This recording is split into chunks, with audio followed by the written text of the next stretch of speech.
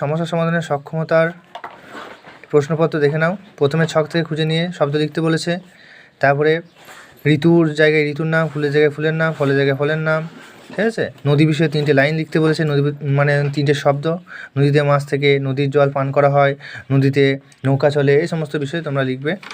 তারপরে 4 নম্বরে কী বলেছে, ফ্লাওয়ার এবং ফ্রুটের নাম লিখতে বলেছে, এখানে লিখবে। তারপরে রাইট বেঙ্গলি মিনিংস, কুইন মানে কি, সি মানে কি, ঠিক আছে, ফিশ মানে কি, বাংলাতে মানে লিখতে বলেছে। 6 দাগের বলেছে সি দিয়ে, বি দিয়ে, টি দিয়ে, এন দিয়ে তোমাকে শব্দ লিখতে হবে।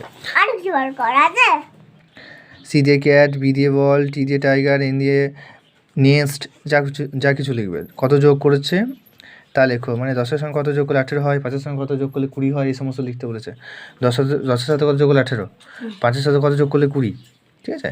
তারপরে এবার যোগ এবং বিয়োগ, 57 পরে 1 যোগ করলে 58 হয়, সেটা লিখতে হবে। 65 পরে 65 থেকে 1 বিয়োগ করতে হবে, ইত্যাদি। তারপর 9 দাগে কী বলেছে দেখো, গাছে 5টি টিয়া ছিল, দুদিক থেকে আরও 5টা করে এলো, ঠিক আছে।